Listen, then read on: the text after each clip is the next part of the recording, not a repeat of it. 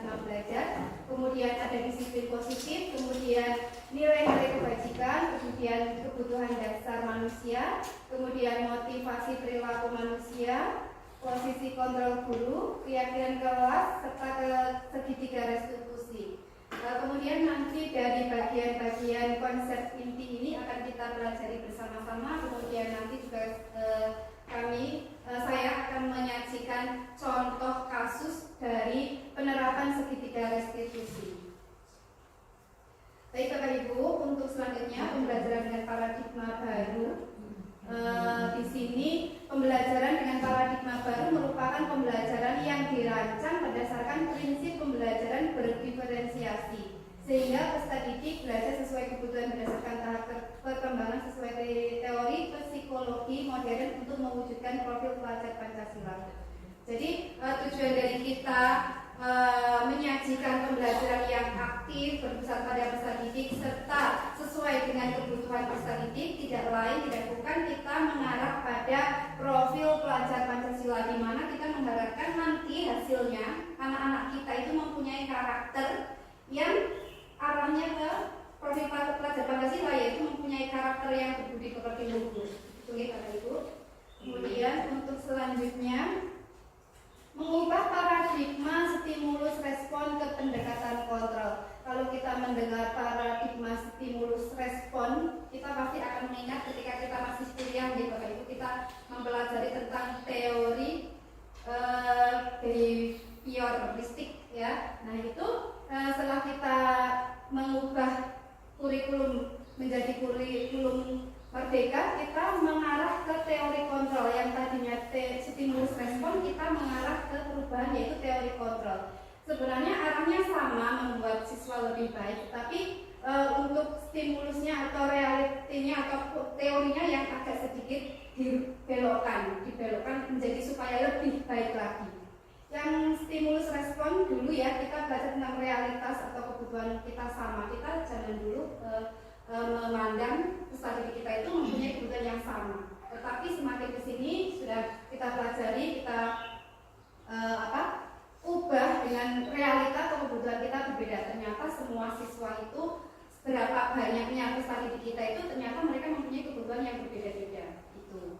Kemudian untuk stimulus respon yang semula semua orang melihat hal yang sama. Nah pada teori kontrol ini kita memandang bahwa setiap orang memiliki gambaran yang berbeda. Sama halnya dengan anak-anak kita. Terkadang mereka menerima apa yang kita sampaikan itu dengan perspektifnya mereka sendiri-sendiri, dengan pemikiran mereka sendiri-sendiri. Gitu. Jadi kita tidak boleh menyamaratakan peserta didik kita. Kemudian yang ketiga, stimulus respon kita yang dulu kita mencoba mengubah orang agar berpandangan sama dengan kita. Kemudian diarahkan ke teori kontrol yang kita berusaha memahami pandangan orang lain tentang dunia. Jadi kita harus memahami orang-orang atau anak kita bahwa mereka bebas mempunyai pandangan apapun tentang dunia kita, dunia mereka. Gitu. Kita tidak boleh begitu mengarahkan, nah ini harus begini, harus itu, tidak bisa. Tetapi mereka mempunyai pendirian atau pandangan masing-masing tentang dunia ini. Gitu. Kita tidak boleh memaksa. Gitu. Kemudian stimulus respon selanjutnya yaitu perilaku buruk dilihat sebagai suatu kesalahan. Kemudian diarahkan pada teori kontrol. Semua perilaku memiliki tujuan. Jadi semua apapun yang dilakukan siswa kita itu pada dasarnya mereka punya tujuan. Gitu. Baik negatif maupun positif anak-anak yang mereka lakukan, mereka bicarakan, perilaku atau pengucapan itu mereka mempunyai tujuan. Gitu ya. Kemudian orang lain bisa mengontrol saya. Kemudian kita arahkan ke teori kontrol bahwa hanya Anda yang bisa mengontrol diri Anda. Nah, jadi kita meyakini bahwa di teori kontrol ini orang lain tidak bisa mengontrol kita, tetapi kita sendiri yang bisa mengontrol. Nah, kita juga bisa menerapkan atau meyakinkan pada siswa kita bahwa, nah kamu mau buat negatif positif, tetapi kamu tahu apa yang baik untuk kamu. Nah seperti itu kita berusaha meyakinkan hal-hal yang positif pada anak-anak kita untuk supaya mereka mengontrol dirinya sendiri, itu supaya mereka tetap waspada untuk melakukan hal-hal yang negatif. Yang tadinya mau berbuat negatif, jadi mereka bisa mengontrol karena dia bisa mengontrol dirinya sendiri sehingga dia bisa ngerem, gitu ya.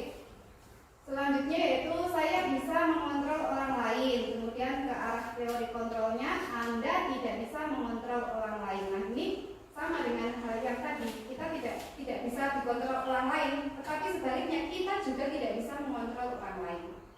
Sama dengan halnya anak-anak. Anak-anak punya keinginan, aku tuh seperti ini, aku begini, aku melakukan ini tuh baik untuk saya. Nah, gurunya tidak sependapat, kamu tuh kalau begini tuh begini nih. Nah, tetapi siswa tidak bisa seperti itu. Dia tidak bisa diarahkan. Maksudnya tidak bisa diarahkan secara ekstrim ya, tetapi kita bisa mengarahkan sedikit-sedikit, tetapi tidak terus kita mengarahkan 100% tidak, tetapi mereka punya pendidikan sendiri. Kemudian stimulus respons selanjutnya yaitu pemaksaan ada pada saat rujukan gagal. Kemudian ke arah teori kontrolnya, kolaborasi dan konsensus menciptakan pilihan-pilihan baru. Nah, kita ketika siswa kita memiliki hal-hal yang ke arahnya negatif, kemudian kita mau meluruskan, kita tidak boleh terus memaksa kamu harus begini, hanya ada satu pilihan, tidak, tetapi kita memberikan pilihan-pilihan yang bervariatif, pilihan-pilihan baru supaya mereka bisa berpikir, oh iya, guru memberikan pilihan ini, maka saya akan memilih yang ini. Gitu. Jadi sedikit-sedikit bisa terbelokkan untuk ke arah yang lebih baik. Gitu. Kemudian untuk stimulus respon yang selanjutnya yaitu model berpikir menang kalah. Kemudian kita arahkan ke teori kontrolnya yaitu model berpikir menang-menang. Seperti halnya dengan anak-anak ketika bermain, mereka tidak bisa, biasanya pada umumnya mereka tidak bisa ngalah gitu ya. Mereka pikirnya aku mau menang, tidak mau kalah. Nah, di sini kita arahkan teori kontrol kita sebagai seorang pendidik bagaimana menerapkan peserta didik berpikiran apapun yang dilakukan itu arahnya ke menang-menang, jangan ada yang kalah. Supaya apa? Supaya kedua belah pihak itu tetap memberikan hal-hal yang positif, hal-hal yang baik, tidak ada yang tersakiti, tidak ada yang merasa tidak nyaman. Jadi apapun seperti halnya lomba, bukan kita terus ngalah, bukan, tetapi sebaliknya jika kita menang terus yang lain buruk, tidak, tetapi kita mengarah ke pandangan atau perspektif atau pikiran dari menang-menang. Jadi apapun yang dilakukan aktivitas anak itu kita arahkan kepada pemikiran menang-menang. Jadi tidak ada pemikiran yang saling menjatuhkan atau menginjak orang lain, menginjak temannya untuk dia lebih tinggi. Tidak ada seperti itu. Kita hilangkan pikiran seperti itu kalau kita ingin menerapkan ke teori kontrol. Itu kita lagi ya. Untuk selanjutnya yaitu disiplin positif. Disiplin berasal dari kata disiplina yang artinya belajar. Disiplin mengacu pada disiplin dari yang memiliki tanggung jawab terhadap apa yang dilakukan berdasarkan nilai-nilai yang diyakini. Kemudian disiplin positif merupakan salah satu cara penerapan disiplin yang bertujuan untuk menumbuhkan kesadaran serta memberdayakan peserta didik tanpa imbalan penghargaan atau lewat ancaman atau hukuman.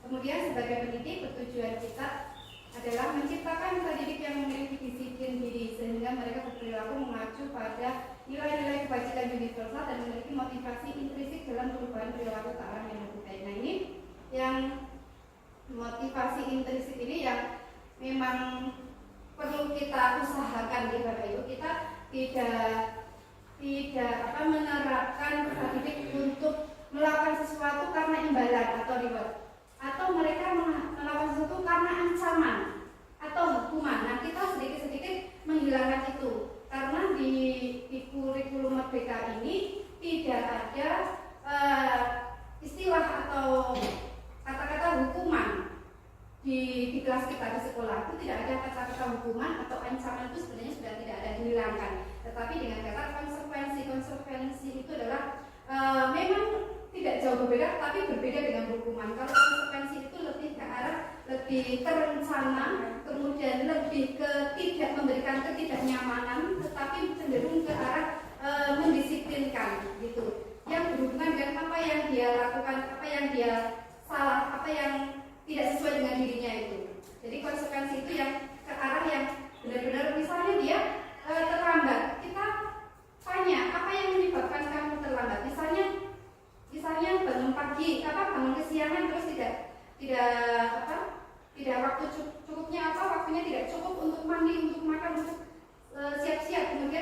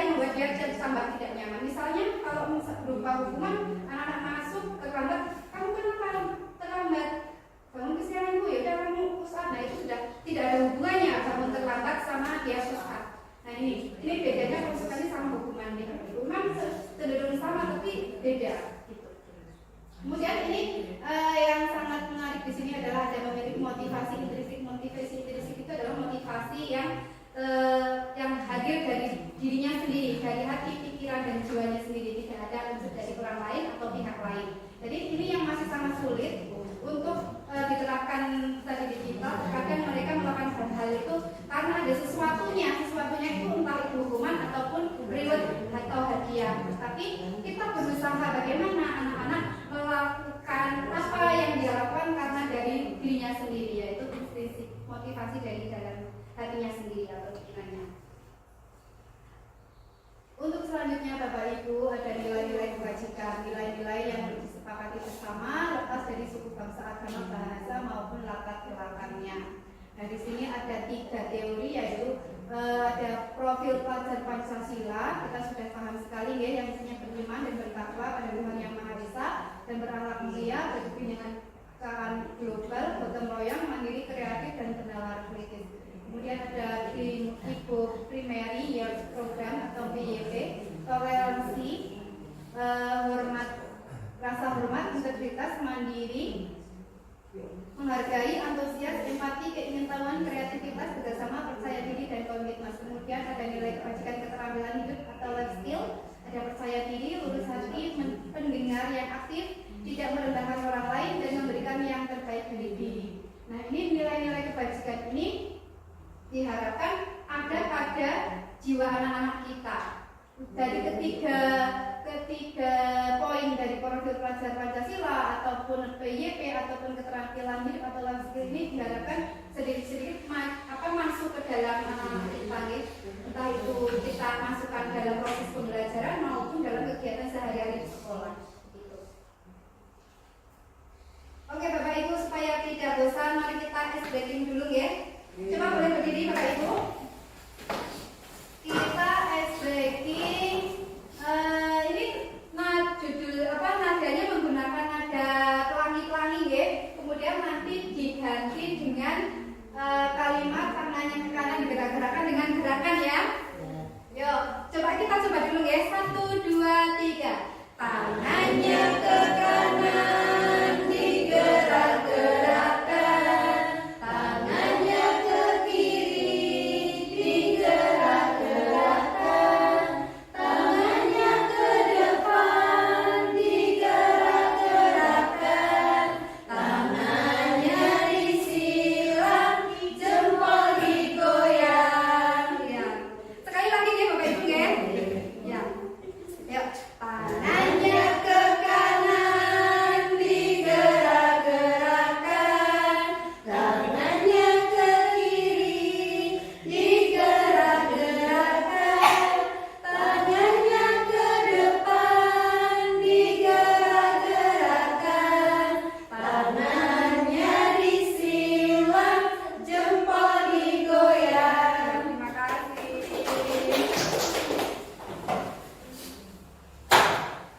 Baik, kita masuk ke materi berikutnya ya Bapak Ibu ya, yaitu kebutuhan dasar manusia. Kebutuhan dasar manusia adalah segala sesuatu yang kita lakukan untuk mendapatkan apa yang kita inginkan. Seluruh tindakan yang kita lakukan memiliki tujuan tertentu dan semua usaha terbaik yang kita lakukan adalah dalam rangka agar kebutuhan dasar kita terpenuhi dengan baik. Jadi kebutuhan manusia yang ada 3 prima sekunder itu, kita juga ada kebutuhan dasar yang manusia yang lain ya. Ada 5 yang akan kita pelajari hari ini, yaitu yang pertama bertahan hidup, yang kedua adalah kasih sayang dan rasa diterima, kemudian ada penguasaan, kebebasan dan kesenangan. Nah diharapkan kebutuhan dasar manusia ini dipenuhi oleh anak-anak kita. Anak-anak kita itu merasa di dalam kelas ketika belajar itu mereka merasa kebutuhan dasarnya itu terpenuhi. Mereka merasa bisa bertahan hidup dengan di kelas dia tidak terkekang haus saja takut mau minum, ya kan, lapar saja takut mau makan. Nah, kita memberikan kebebasan mereka untuk bertahan hidup di kelas, gitu ya berarti.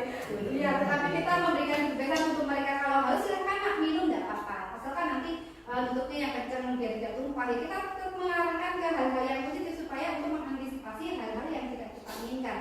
Kalau di kelas pada dasarnya itu kan kita tidak ingin kelas kita receh karena minum tumpah, gitu kan. Nah, tapi kita silakan boleh minum, yang penting tutupnya laki-laki. Nah, gitu ya, kita memberikan hal-hal yang memancing mereka untuk melakukan hal-hal kecil yang tetap aman untuk lingkungannya. Gitu. Yang kedua, kasih sayang dan rasa diterima. Nah, ini anak-anak diharapkan di dalam kelas tidak ada yang terisolir atau yang tidak ada yang merasa dikucilkan. Nah, ini saya dulu menerapkan, memang ada salah satu siswa saya yang sepertinya teman-temannya belum begitu menerima, tapi karena saya tidak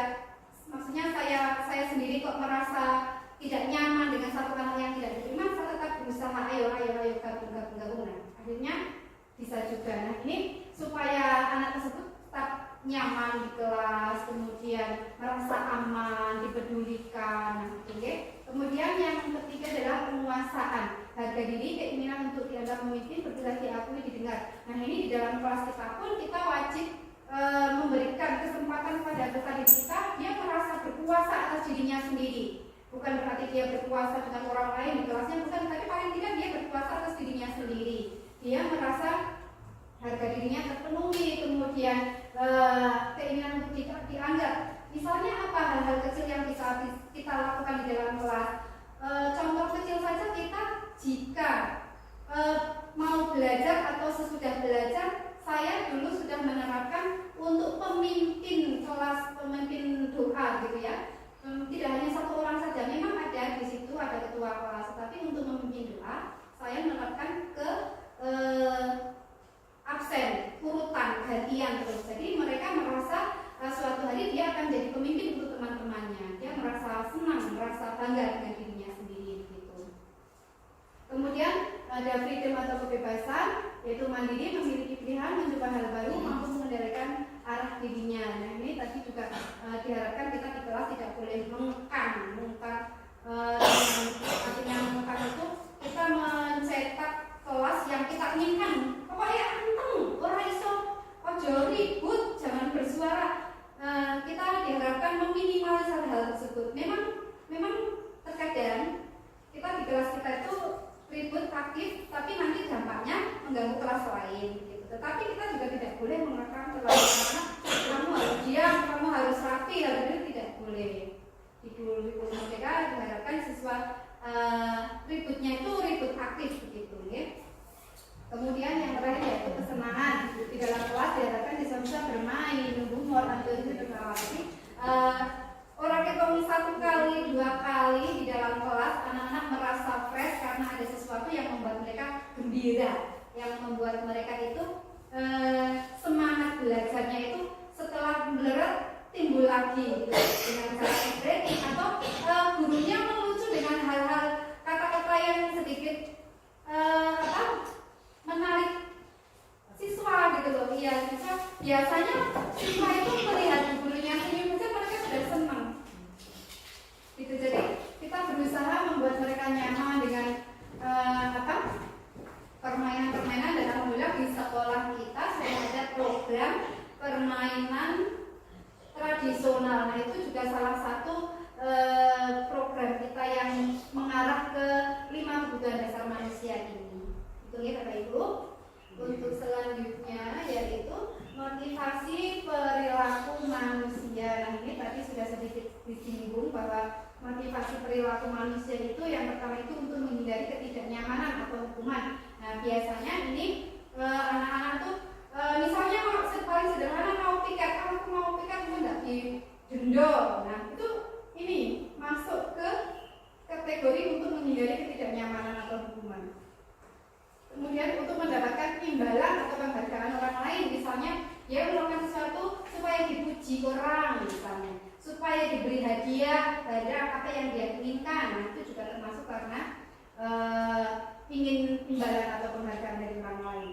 Kemudian yang ketiga yaitu untuk menjadi orang yang mereka inginkan dan menghargai diri sendiri dengan nilai-nilai yang mereka percaya. Nah, ini adalah masuk ke tadi motivasi intrinsik, dan motivasi ini yang kita sedikit-sedikit yakinkan pada didik bahwa untuk melakukan sesuatu itu tidak harus karena imbalan ataupun karena hukuman, tapi karena dia sadar bahwa memang harus melakukan hal tersebut untuk kebaikannya sendiri ataupun untuk kebaikan orang lain. Nah, ini yang harus kita tanamkan atau kita yakinkan bahwa kita manusia melakukan sesuatu itu atas dasar dari dirinya sendiri, karena ingin menghargai diri sendiri dan nilai-nilai yang mereka percaya. Gitu. Untuk selanjutnya, dari sini juga tadi sudah sedikit disinggung bahwa perbedaan hukuman, konsekuensi, dan restitusi. Kalau hukuman itu tidak terencana, sifatnya tidak terencana dan tiba-tiba. Contohnya tadi ada siswa yang terlambat karena bangun kesiangan, kemudian disuruh push up. Nah, gurunya berarti kan tidak berpikir panjang, tidak merencanakan hukuman apa atau konsekuensi apa yang harus diberikan hukuman. Kemudian murid tidak tahu apa yang akan terjadi atau tidak dilibatkan. Maksudnya dia di dalam hukuman ini tidak peduli siswanya setuju atau tidak, yang penting gurunya memberikan hukuman tersebut gitu. Jadi bukan berdasarkan dari kesepakatan dari siswa dan gurunya. Kemudian bersifat satu arah, itu betul tidak ada kesepakatan, hanya timbul dari keinginan gurunya saja, siswanya hanya tinggal melaksanakan gitu. Kemudian berupa hukuman fisik atau psikis. Nah, di sini hukumannya itu bisa berupa fisik, misalnya tadi push up, disuruh lari atau disuruh berdiri di lapangan dan lain sebagainya ya. Kemudian kalau untuk yang psikis itu ya misalnya dikata-katain dengan kata-kata yang negatif sehingga dia sakit hati, sehingga dia merasa tidak nyaman, menjadi serai gitu ya. Kalau kita orang Jawa ini diseneni ben serai ben seorang baleni, nah seperti itu masuk ke dalam hukuman psikis. Kemudian kalau konsekuensi itu apa, bagaimana? Nah, kalau konsekuensi itu cenderung lebih terencana atau disepakati sesuai aturan. Nah, biasanya konsekuensi ini timbul dari konsekuensi dari keyakinan kelas yang sudah disepakati. Misalnya keyakinan kelas yang disepakati itu disiplin masuk kelas tepat waktu, begitu misalnya. Kemudian ada siswa yang tidak disiplin masuk kelas, berarti kita kembalikan lagi. Nah, kamu tahu tidak keyakinan kelas yang kita sepakati? Nah, itu juga ini nanti masuk ke arah restitusi. Kemudian murid tetap dibuat tidak nyaman. Nah, nih konsekuensi itu kesamaannya dengan hukuman itu sama-sama tidak nyaman untuk siswa kita. Kode-kode orang nyaman, cuma yang tadi kalau yang hukuman itu lebih tidak terencana dan hanya satu arah saja. Tetapi kalau konsekuensi itu sudah dua arah, karena di awal kita awali dengan keyakinan kelas yang disepakati kedua belah pihak. Kemudian sikap guru selalu memonitor murid. Jadi ketika guru memberikan konsekuensi, dia tidak hanya sekali arah kalau misalnya seperti yang hukuman itu tadi push up terus dibiarkan tidak dikontrol ben sakar itu tidak, tetapi kalau konsekuensi itu terus dimonitor apakah dia sudah melakukan dengan sesuai instruksi atau belum. Nah, ini guru yang memberikan konsekuensi itu terus memonitor. Kemudian yang terakhir yaitu restitusi. Yang pertama, proses menciptakan kondisi baru murid untuk memperbaiki kesalahan murid untuk memperbaiki kesalahan. Jadi di restitusi ini kita seorang guru menciptakan kondisi baru untuk memperbaiki kesalahan. Jadi cenderung kita perbaiki saja kesalahan siswa yang sudah dibuat. Tidak ada hukuman, tidak ada konsekuensi, tetapi kita cenderung ke arah kesepakatan untuk memperbaiki. Mari kita berdiskusi untuk memperbaiki apa yang kami sudah lakukan gitu. Kita arahnya ke bicara hati ke hati gitu. Kemudian proses kolaboratif yang mengajarkan murid untuk mencari solusi sendiri. Nah, di sini kita guru memancing, memberikan stimulus supaya anak-anak berpikir, oh iya aku salahnya seperti ini, berarti aku untuk memperbaiki seperti ini. Nah, seperti itu kita guru nanti di kegiatan restitusi ada kalimat-kalimat yang bisa memancing siswa untuk berpikir mencari solusi yang sudah diperbuat gitu. Kemudian di sini ada 5 posisi kontrol guru. Ini saya masih ingat sudah dijelaskan sama Bu Aryati ya. 5 posisi kontrol guru itu yang pertama ada penghukum, membuat rasa bersalah, kemudian ada teman, ada pemantau, ada manajer. Dan paling tidak kita guru diharapkan untuk menjadi seorang manajer ya, mantau lah paling tidak, tetapi kita tetap arahnya ke manajer. Kalau penghukum itu sudah jelas efeknya membuat siswa tidak nyaman, merasa tersakiti. Kemudian kalau membuat rasa bersalah, ini juga tidak sadar, saya sendiri kadang sering sekali menjadi pembuat rasa bersalah pada siswa. Misalnya anak-anak saya tidak menjaga kebersihan, nah apa ya orang sakit Bu Yanti susah-susahnya aku. Nah, itu sudah membuat rasa bersalah, itu sebenarnya tidak baik untuk siswa kita. Nah, itu kita sedikit-sedikit kita belajar untuk meminimalisir. Kemudian teman ini juga bagus. Paling kita jadi teman atau pemantau atau manajer. Kalau teman kita menempatkan diri kita sebagai teman mereka dengan cara-cara berbicara dengan dua arah, dengan satu level dengan mereka, tidak menggunakan kata-kata yang sulit dipahami dan lain sebagainya. Kemudian pemantau juga kita cenderung ke arahnya memantau, mengecek. Nah, kamu begini, apakah sudah kamu pikirkan, nah, apa baik buruknya untuk kamu, nah gitu. Kita ngecek, memantau. Kemudian manajer, kalau manajer itu ya kita mengarahkan, kemudian memantau juga, kemudian kita juga bisa. Ini kalau manajer itu bisa ke arah teman ini yang tiga-tiganya itu bisa bersatu di dalam manajer ini. Jadi pada dasarnya kita guru diharapkan untuk mengarah pada posisi kontrol sebagai manajer. Selanjutnya yaitu contoh penerapan 5 posisi kontrol guru. Nah ini contoh kasusnya itu siswa tidak memakai atribut lengkap saat upacara bendera. Ini sebenarnya sering juga terjadi di sekolah kita ya, ketika upacara ada beberapa siswa yang tidak memakai atribut lengkap. Di sini ada hormat pada bendera, itu artinya sebagai penghukum ya. Berarti sekolah kita menerapkan, atau guru-guru di sekolah kita menerapkan hormat pada bendera berarti sebagai penghukum. Nah, alhamdulillah kalau di sekolah kita tidak ada gitu Bapak Ibu, belum pernah selama saya di sini juga belum pernah menerapkan itu. Nah, itu ada salah satu contoh. Nah, kalau ini penerapan di satu sekolah, nah kalau di kelas kita mari kita bertanya-tanya sendiri pada diri kita sendiri lah. Penghukum kurator. Kemudian membuat rasa bersalah. Nah ini saya sendiri mengakui kadang tidak terasa seperti itu ya. Misalnya ini, berapa kali ibu bapak harus memberitahu kamu selalu saja mengecewakan ibu bapak. Jadi arahnya itu untuk ke guru.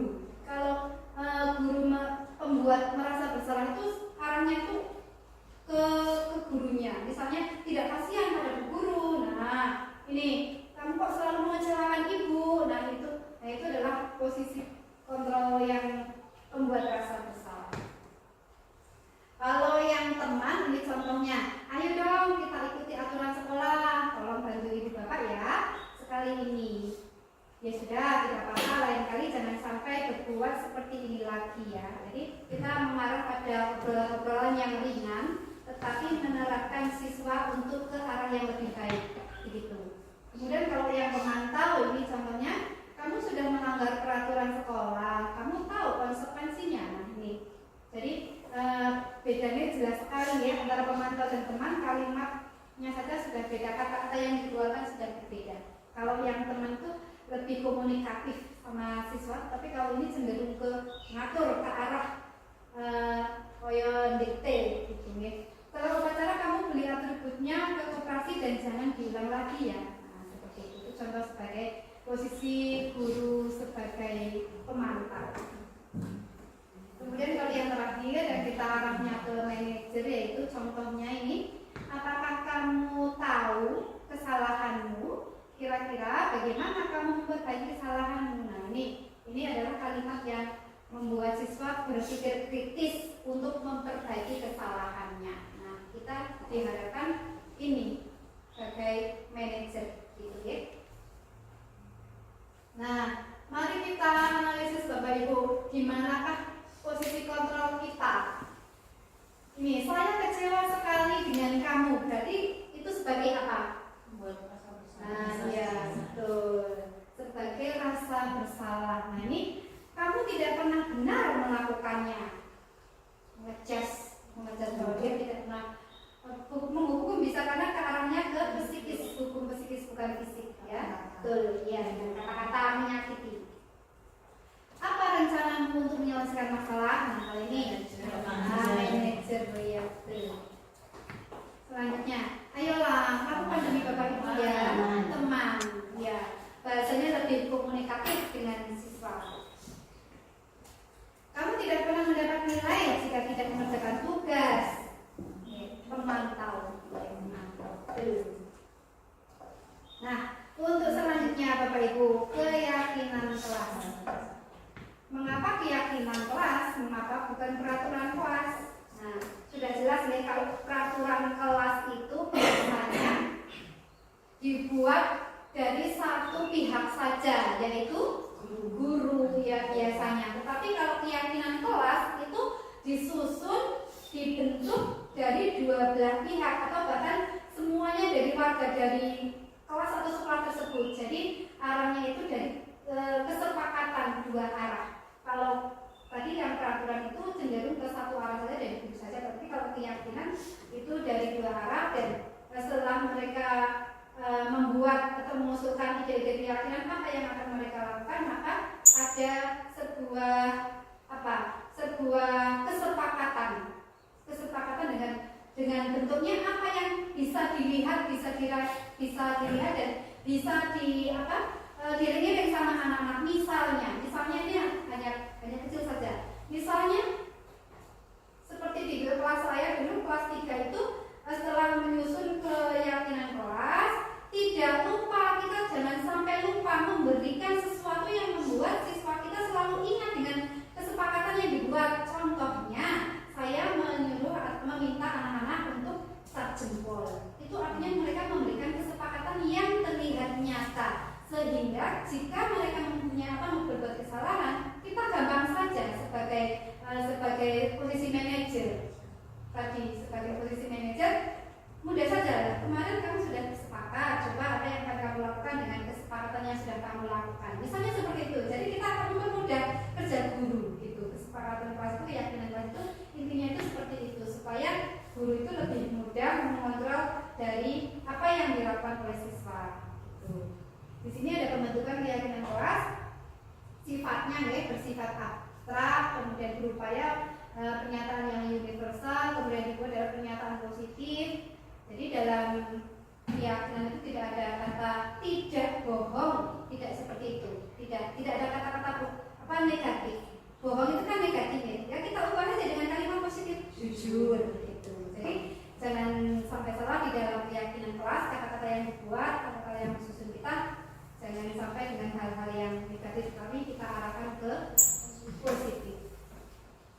Sedikit saja agar mudah diingat. Nah, kalau masalah sedikit saja agar mudah diingat ini sebenarnya sesuai dengan kebutuhan kelas kita, Bapak Ibu. Tetapi kalau dari teorinya yang saya dapat, sebaiknya supaya anak-anak itu lebih teringat, lebih hati-hati gitu ya menerima dari apa yang disepakati itu sedikit saja. Kalau kemarin saya membuat itu 7 keyakinan kelas, 7 kesepakatan kelas, sehingga anak-anak itu tidak terlalu banyak berpikir, tidak terlalu kamewan, lele, tidak boleh ini, tidak boleh ini.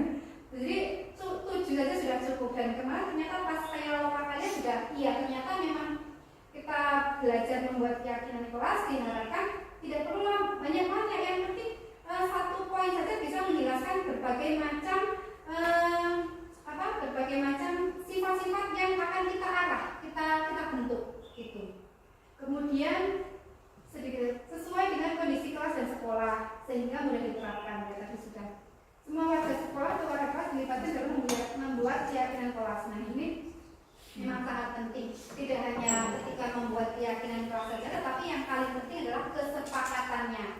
Kalau kita sudah menyusun keyakinan kelasnya, kemudian sudah kata-katanya, kalimatnya sudah betul sekali, sudah dirasa mudah dipahami oleh anak-anak kita, maka kita jangan lupa menyepakati. Jadi keyakinan kelas itu arahnya adalah kesepakatan kelas.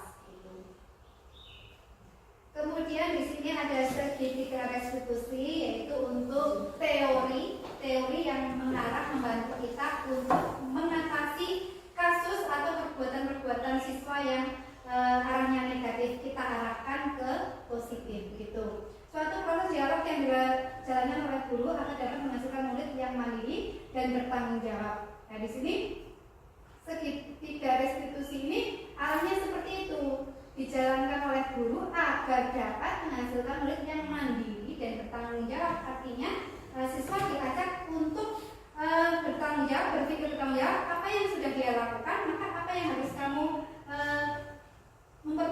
dilakukan untuk memperbaikinya. Jadi di diajak berpikir bukan ke arah hukuman ataupun konsekuensi, tapi kita ke arah bagaimana meyakinkan dia berpikir untuk bertanggung jawab atas perbuatannya, gitu. Paling gampangnya seperti itu. Kemudian di segitiga restitusi ini ada 3 tahap. Yang pertama adalah validasi tindakan yang salah, kemudian ada menyetabilkan identitas dan menanyakan keyakinan.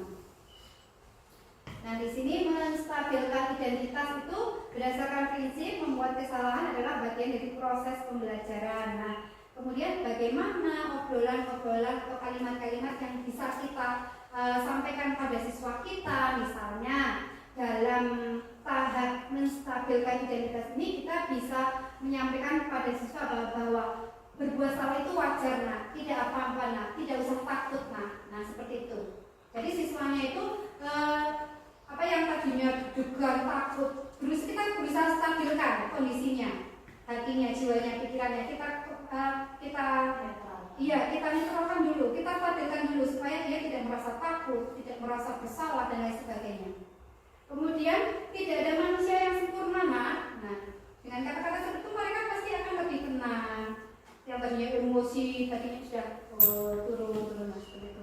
Kemudian ada kalimat yang lain, misalnya ibu bapak juga pernah melakukan itu. Nah, dia akan merasa lega, ternyata bu guru saja pernah melakukan itu.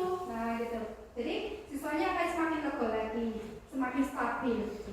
Kemudian ibu bapak tidak mau mencari siapa yang salah, tapi ibu ingin mencari solusi dari permasalahan ini. Jadi ketika dipanggil cuma berdua, anak itu pasti sudah takut, sangat ketakutan. Nah, di situ di tahap menstabilkan ini kita berusaha menenangkan itu. Saya tidak mau menghukum, saya tidak mau memberikan menyalahkan, tetapi di sini kita berdua akan mencari solusi dari apa yang sudah kamu lakukan itu. Nah, nanti di sini perasaan siswa pasti akan merasa stabil lagi, lebih tenang lagi. Kemudian untuk selanjutnya yaitu tahap validasi tindakan yang salah. Nah, pada tahap ini yaitu berdasarkan prinsip setiap perilaku berupaya memenuhi suatu kebutuhan tertentu. Nah, dalam tahap ini kita bisa memberikan atau menyampaikan pada peserta kita yang melakukan hal-hal yang negatif, yaitu misalnya kamu pasti punya alasan kenapa kamu melakukan hal itu. Nah, kita menanyakan apa alasannya dia melakukan hal tersebut, sehingga sedikit-sedikit bisa terungkap apa alasan dibalik kejadian tersebut, begitu. Kemudian padahal kamu bisa melakukan yang lebih buruk dari ini ya. Berarti kita berusaha siswa itu tidak terus memaksimalkan amarahnya, tetapi kita berusaha, padahal kamu bisa lebih buruk lagi loh, tapi ternyata kamu sudah pandai mengendalikan diri. Nah, begitu loh. Jadi dari apapun yang dilakukan tadi kita tidak boleh mengejas bahwa itu tuh salah, kamu tuh salah, tidak bisa. Tapi kita sedikit-sedikit menenangkan dengan kata-kata yang lebih baik, gitu, yang lebih positif. Kemudian kami patut bangga karena telah melindungi sesuatu yang penting buat kamu. Nah, jika kita sudah mengetahui apa alasannya anak tersebut melakukan hal tersebut, hal-hal yang negatif tersebut ya, maka kita jadi tahu bahwa anak tersebut tuh hanya sekedar ingin melindungi yang menurutnya dia penting atau yang menurut dia benar, gitu. Jadi dalam tahap ini tuh kita bisa mendengarkan alasan-alasan mereka, alasan-alasan anak kita ya yang melakukan hal-hal buruk, apa yang sebenarnya dia pertahankan, apa yang menjadi tujuan dia melakukan hal tersebut, gitu. Kemudian kalimat yang lain bisa kamu melakukannya karena mempertahankan sesuatu yang penting bagimu. Iya, betul. Tadi ya sudah di ini. Jadi pasti ada sesuatu yang membuat dia itu melakukan sesuatu tersebut. Ada alasannya. Mungkin menurut dia melakukan itu benar, atau menurut dia mungkin itu sudah sesuai dengan keinginannya, gitu. Nah, dalam tahap ini kita bisa mendengarkan alasan atau tujuan dia itu melakukan itu apa, gitu. Kemudian untuk tahap yang terakhir, nah ini tadi masih berhubungan dengan keyakinan kelas, yaitu bahwa keyakinan kelas itu memang sangat penting kita susun, kita sepakati, karena di segitiga restitusi ini akan menjadi senjatanya, gitu. Di tahap ini mereka akan kita kembalikan keyakinan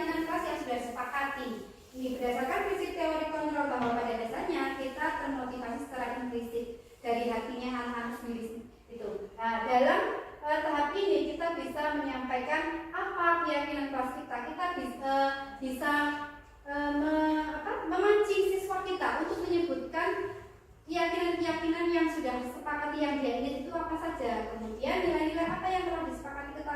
Nah, di dalam keyakinan itu ada kata-kata atau ada kalimat yang mengarah ke nilai-nilai kebajikan. Kemudian nilai-nilainya apa mereka disuruh menyampaikan seingat dia saja. Kemudian ada kalimat lain seperti apa gambaran sebuah kelas yang ideal menurut kamu. Nah, ini diberikan kesempatan siswa kita untuk memberikan gambaran sebenarnya kamu tuh pengennya yang seperti apa toh, supaya tidak melakukan hal-hal yang negatif. Kamu pengennya yang seperti apa, kondisi yang bagaimana, teman yang bagaimana, begitu lingkungan yang seperti apa. Nah, di tahap ini kita bisa mendengarkan mereka. Kemudian ini ada kalimat juga, kamu ingin menjadi orang yang seperti apa. Nah, setelah kita tahu apa yang mereka inginkan dari orang lain, lingkungan lain, kelas yang ada di kelasnya begitu ya, kita juga memilih atau mencari tahu sebenarnya kamu tuh pengen jadi orang yang seperti apa toh, kamu melakukan ini. Nah gitu. Jadi kita berusaha tetap menggunakan kata-kata yang memancing siswa untuk berpikir apa nanti dampak-dampaknya, apakah ada banyak dampak positif atau negatifnya jika dia melakukan hal tersebut gitu. Nah, mohon maaf Bapak Ibu, di sini saya menyajikan contoh kasus dan ini tidak kasus nyata nih Bapak Ibu. Ada satu anak saya, Aini adalah anak yang pandai. Dia tidak terima hasil tugasnya selalu dicontek oleh salah satu temannya, sehingga Aini merasa dirugikan, marah dan memukul temannya. Nah, ini kan sudah mengarah pada pelanggaran keyakinan kelas yang disepakati karena dia sudah memukul temannya. Ya kan, dia sudah membuat orang lain terancam gitu ya, merasa membuat temannya itu merasa dirugikan.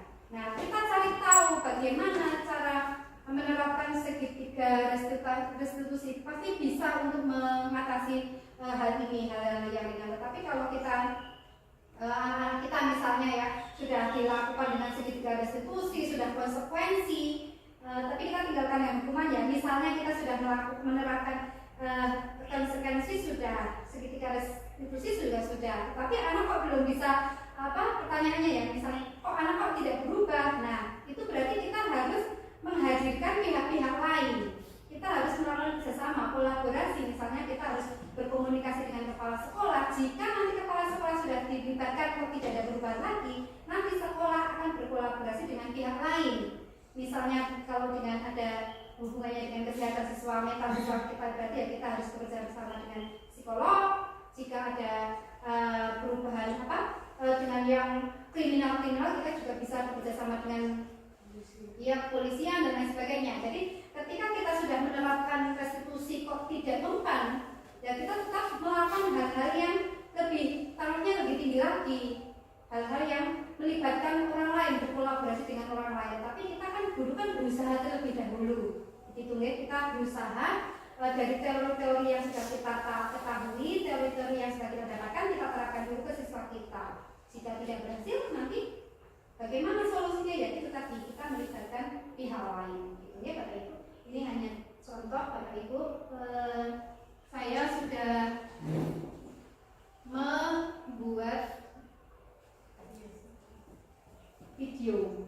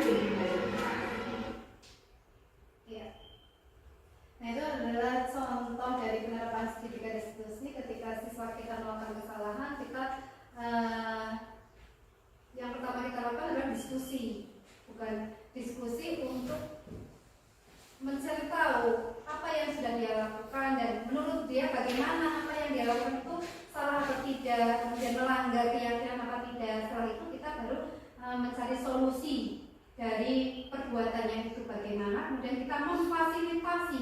Kalau tadi kan ini kan bilang saya akan minta maaf sama Mas Dimas, kemudian saya menyampaikan, oh ya kalau kamu mau minta maaf nanti saya antar kamu ke Mas Dimas, minta maaf dan baik-baik. Nah, jadi sampai ke tahap memfasilitasi kita sebagai seorang guru berkewajiban sampai sampai sedetail itu, tidak hanya wes sekarang jalur ngapura, tidak, tapi kita harus memfasilitasi, iya, menemani atau benar-benar meyakinkan bahwa yang membuat bersalah ini meminta maaf gitu pada anak yang dirugikan gitu. Kemudian tadi kalimat-kalimatnya juga sesuai dengan sedikit garis itu dari tahap yang pertama memvalidasi menstabilkan, kemudian memberikan keyakinan kelas. Sudah tadi saya tidak lupa ya, saya tanyakan keyakinan kelas yang kamu langgar apa, kemudian ini dia kasih sayang Bu, saling menyayangi, saling menghormati. Nah, berarti dia sudah mulai sadar bahwa yang dilakukan memukul temannya itu adalah bukan wujud dari kasih sayang, berarti ada keyakinan yang disepakati yang dilanggarnya gitu. Nah, dari situ nanti anak-anak akan melakukan muncul motivasi intrinsik. Nah, bukan karena lagi hukuman atau konsekuensi, tapi motivasi dari dirinya sendiri, motivasi intrinsik. Itu ya Bapak Ibu. Baik Bapak Ibu, sebagai penutup di sini ada teori dari Standar Nasional Pendidikan ya atau SMP. Dalam penerapan program disiplin positif, hendaknya guru memiliki standar kepribadian profesional dan sosial yang baik, di mana guru mampu merefleksi dirinya dalam posisi kontrol saat ini, bagaimana perjalanan dirinya sebagai among atau manajer yang menuntun murid-muridnya menjadi insan yang mandiri, merdeka dan bertanggung jawab. Nah, jadi inti dari SNP ini memberikan teori-teori, menyajikan teori yang harus dipelajari oleh pendidik atau guru itu tujuannya hanya ini. Guru itu mempunyai kepribadian profesional, sosial yang baik. Kemudian guru juga bisa menerapkan posisi kontrol kita tadi yang sebagai penghukum teman, sebagai manajer gitu ya. Kita bisa memilih baik dari kelima posisi kontrol, kita bisa memilih dari yang paling baik, yaitu sebagai manajer atau sebagai among, menuntut murid-murid kita menjadi insan yang mandiri, merdeka, bertanggung jawab dan berkarakter profil pelajar Pancasila. Intinya seperti itu. Jadi kayak sepertinya tidak lagi diutamakan anak-anak kita mendapat nilai yang tinggi, tidak, tapi menuju ke arah karakter ini yang diharapkan pemerintah kita. Itu ya Bapak Ibu ya. Untuk yang terakhir kali saya ucapkan terima kasih Bapak Ibu sudah bersedia mengikuti diseminasi yang saya paparkan. Mohon maaf jika banyak kesalahan, mohon maaf jika terlalu jauh dari apa yang diharapkan Bapak Ibu. Kemudian ada kata mutiara dari Dia Jatiwanara bahwa setiap orang menjadi guru, setiap rumah menjadi sekolah. Jadi siswa kita berhak belajar dengan siapapun dan berhak belajar di manapun. Oke Bapak Ibu, terima kasih. Wassalamualaikum warahmatullahi wabarakatuh. Waalaikumsalam warahmatullahi wabarakatuh.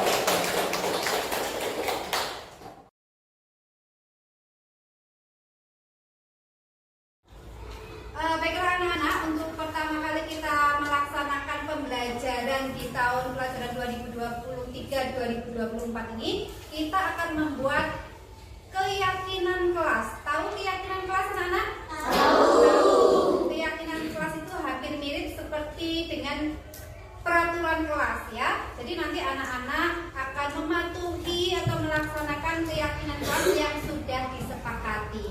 Kemudian perbedaannya apa keyakinan kelas dan peraturan keras? Kalau peraturan keras itu hanya cenderung keyakinan saja yang membuat ya, tetapi kalau keyakinan kelas nanti setiap anak memberikan ide atau masukan atau usulan keyakinan-keyakinan apa, karakter-karakter apa yang akan dipatuhi anak-anak di kelas ini. Paham apa tidak anak-anak?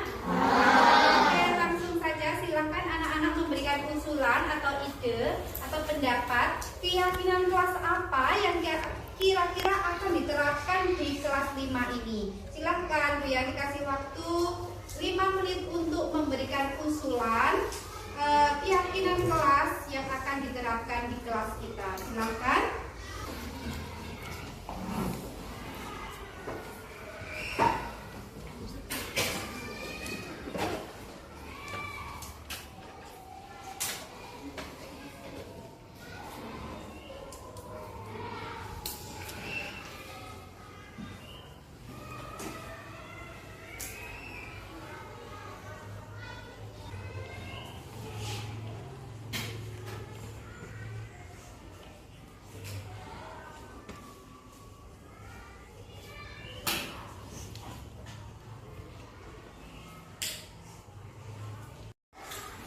Oke anak-anak, sudah selesai? Sudah. Nanti anak-anak akan menempel langsung di kertas di papan tulis yang sudah Bu Yanti siapkan ya. Nanti bergantian dari kelompok sana dulu.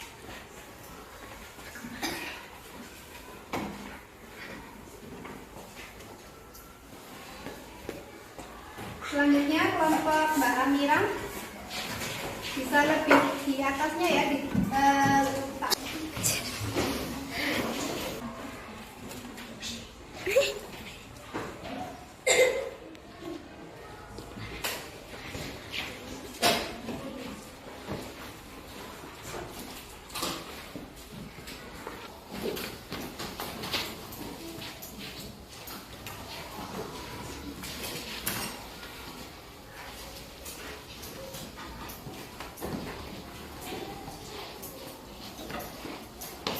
ya.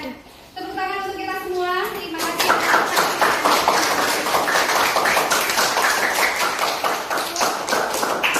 Terima kasih anak-anak sudah memberikan usulan atau pendapat apa saja keyakinan kelas yang akan kita laksanakan di kelas kita, apa saja keyakinan kelas yang akan kita sepakati. Kita baca satu persatu, oke? Anak-anak, di sini sudah banyak sekali usulan-usulan kata keyakinan kelas yang akan kita laksanakan. Yang pertama, tidak boleh mengejek bapak dan ibu guru. Nah, ini nilai kesopanan, menghormati, menyayangi ya. Terima kasih. Kemudian membawa buku pelajaran sesuai jadwal, ini masuk ke dalam apa? Kedisiplinan. Ya, kemudian tidak boleh berkata jelek atau kotor. Nilainya apa? Sopan, santun. Baik, kita dari usulan-usulan kita ini dulu kita simpulkan di keyakinan kelas yang akan kita sepakati. Yang pertama tadi saling apa? Saling menghormati.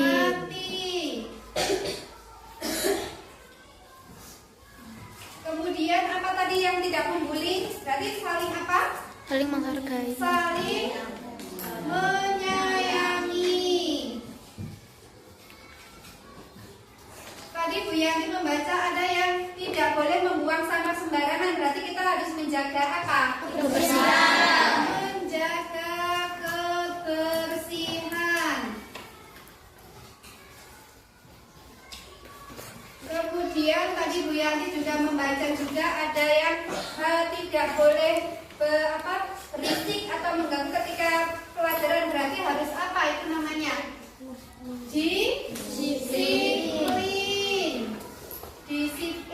Kemudian tadi ada juga yang tidak boleh berbohong. Berarti harus apa? Jujur. Ya, terus apalagi tadi Bu Yanti boleh tidak boleh mengejek nama orang tua. Tadi berarti apa? Nilai kebajikannya sopan, santun. Kemudian tadi ada yang ingin kalau ada temannya yang tidak membawa bekal boleh dikasih. Berarti apa? Saling apa? Saling berbagi. Nah, begitu ya. Baik anak-anak, apakah dari 7 poin nilai kebajikan ini anak-anak setuju? Setuju. Sepakat. Ini Bu Yanti sudah menuliskan kalimat-kalimat yang positif. Kalau di sini tadi anak-anak masih ada yang tidak boleh berisik, misalnya tidak boleh bullying, itu adalah kata-kata negatif. Jadi tidak boleh dilarang. Tapi di sini Bu Yanti sudah memberikan masukan untuk membuat kalimat yang positif yang lebih mudah anak-anak pahami dan anak-anak laksanakan, gitu ya. Baik, anak-anak sekali lagi, apakah anak-anak sepakat dengan keyakinan kelas ini? Kalau sepakat berarti Bu Yanti meminta nanti anak-anak satu persatu memberikan capnya di sini, cap jempolnya, cap jempol sebelah kiri. Nanti urut dari sebelah sini, kemudian mengambil tinta di sini menggunakan cap jempol seperti ini. Misalnya biar mencontohkan ya. Biar mencontohkan di sini memberikan cap jempol sini set, kemudian langsung ditaruh di sini. Nah, Bu Yanti menyepakati keyakinan kelas ini. Bu Yanti juga melaksanakan keyakinan kelas di sini. Tidak hanya anak-anak saja, tetapi Bu Yanti juga sebagai warga kelas ini juga mematuhi keyakinan yang sudah kita sepakati. Paham? Oke, silahkan satu persatu dari kelompok sini dulu ditukar ya Mbak. Sebelah kiri. 12. Sebelah kiri ya. Ya. Oke, naik.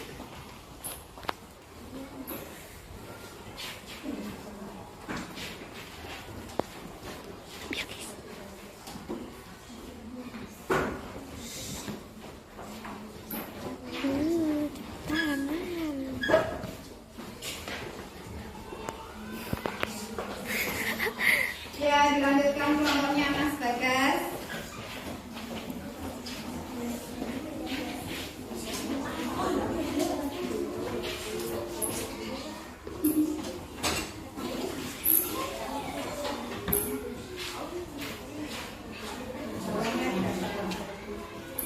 Yuk, ya, nakaikan Mbak Amira.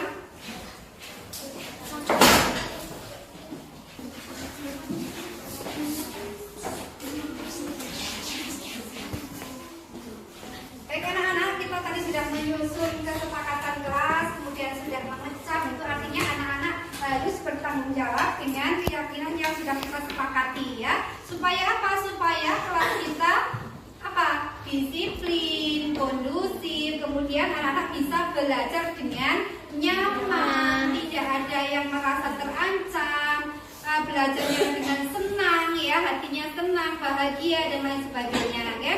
Oke, terima kasih anak-anak hari ini sudah luar biasa, sudah memberikan ide usulan keyakinan kelas yang akan dilaksanakan kita bersama. Semoga kelas kita selalu diberikan sesuatu yang membahagiakan untuk kelas kita, untuk kita semua, sehingga kita belajar dengan nyaman.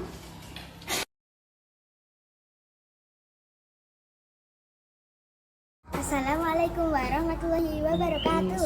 Nama saya Fadia Aulia Syafira. Saya senang bisa memberikan pendapat atau usulan keyakinan kelas. Perkenalkan, nama saya Miftah Nur Aini. Saya kelas 5.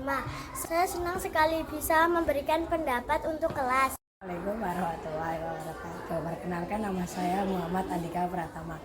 Saya senang bisa menyusun keyakinan kelas biar kelas bisa lebih teratur.